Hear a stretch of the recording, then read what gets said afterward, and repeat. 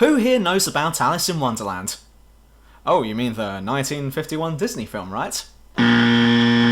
Guess again, face, I was actually referring to the original tale by Lewis Carroll, which is actually called Alice's Adventures in Wonderland.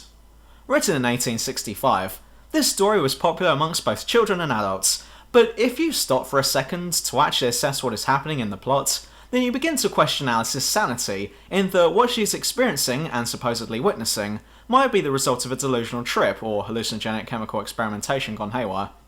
Well, in 2000, American McGee made what was really a sequel to both the original Alice story and the one that came after, which I think was called Through the Looking Glass or something. And then another game came out called Alice Madness Returns. So, here's the story in a nutshell. When Alice was young, her entire family was killed during a nighttime fire and she was orphaned. She started to believe that maybe it was her who caused the fire, and so she began to develop a chronic case of depression and self-denial, escaping from the reality of what was happening by visiting a world of her own creation called Wonderland, which in this game is pretty messed up in a subconscious kind of way, rather than a Clive Barker kind of way, whilst trying to prove her own innocence by trying to find out how the fire started. Then whatever happened in the first game happened, and now it's a year later and Alice is worse for wears. Now, I have finished the first game and everything got resolved at the end and all was well, but a year on and Alice has lapsed back into her psychotic ways. She doesn't know how the fire started, she doesn't know if it was the fire that killed her family or whether it was some kind of plot to murder them, and she might even be a twisted fire starter. And as the prescription medications wear off, Alice falls back into Wonderland, which isn't too bad at first, though I instantly called Alice for what she was, a mental case, when the Cheshire Cat shows up, who represents her family's cat and possibly the one who caused the fire. So anyway, Wonderland is getting f***ed up by this weird train that looks like a snowplow that just crashed into the side of Westminster Abbey, and actually it's never explained why this train is doing all of this, or how it's messing the place up. You're just plonked into Wonderland and told, hey, there's this train that's doing bad things to this place. Alice, do something about it. Okay, so how is it that... No time to explain. I'm too busy randomly placing pig snouts about the gaff. The entire game is essentially a platformer, with a bit of hack and slash, beat 'em up style fighting sequences thrown in for giggles. The combat reminds me a little of God of War, with its light attacks, heavy attacks, but you also get some ranged weapons such as a teapot cannon and a peppercorn grinder that acts like a submachine gun. Alice will spend most of her time jumping from one platform to another by using her uncanny ability of performing a triple jump and is able to glide between each one, meaning that she is able to gracefully glide across most chasms, on top of being able to shrink down to a minute size in order to overcome obstacles, which begs the question, well, if she's able to create this fantasy world and is able to perform a triple floating jump and has shrinking powers, then why hasn't she conjured up the ability to just teleport herself across the map? Or better yet, why hasn't she learned the ability of manning the f*** up and getting over this family shit? What's nice about this is that the entire time spent in Wonderland can be written off as a delusional trip, which may or may not be reflecting what is happening in the real world. If it is, then I would have loved for there to have been a little camera in the top right corner of the screen which shows what Alice is doing in the real world, whilst Wonderland is the main screen. In Wonderland you might have been fighting one of those ruin monsters, but a quick glance to the real life cam and you'll see Alice ripping out some 5-year-old's throat with her bare teeth and then shouting glory to Dagon at the top of her lungs. One massive plus this game has going is its art and level design. It's nothing short of impressive. Every level and area that you go to is so colourful and interesting, all of which is led with psychotic undertones, which are sometimes obvious and sometimes subtle. I'd recommend this game to art students and those who study psychology, because there's a lot happening in the background and being expressed in this game, which is also very interesting and concerning at the same time.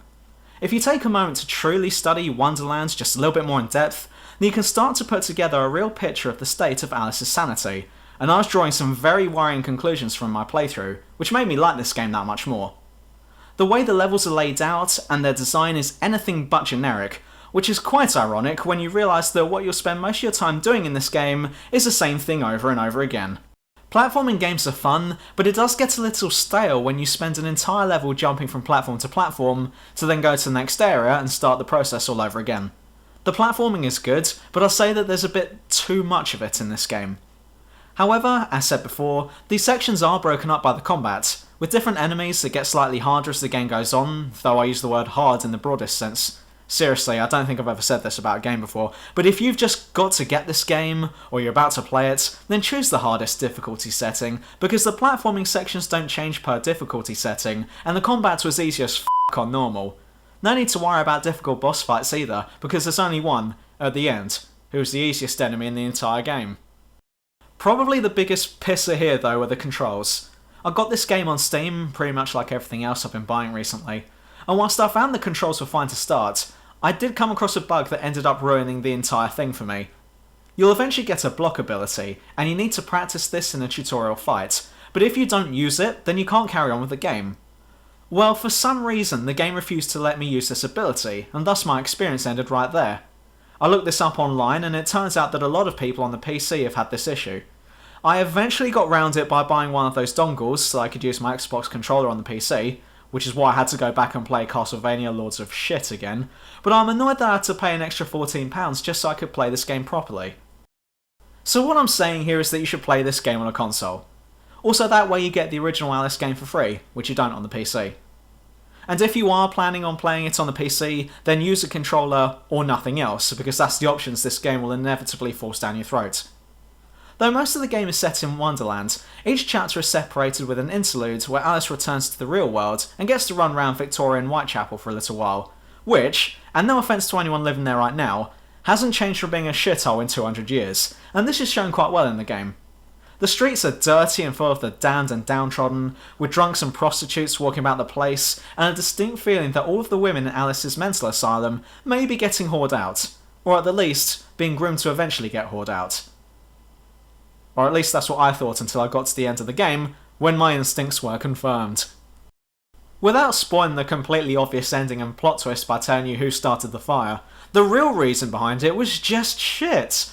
The fire was started so that Alice would go insane and then get turned into a whore.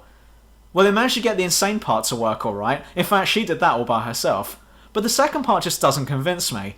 Why hatch this dastardly evil scheme to get Alice to turn hooker, when you could just find someone who's down in their luck in the first place? Again, I don't mean to keep having a go at Tower Hamlets, but I'd imagine that there were plenty of these types of people around at the time. F***ing take your pick!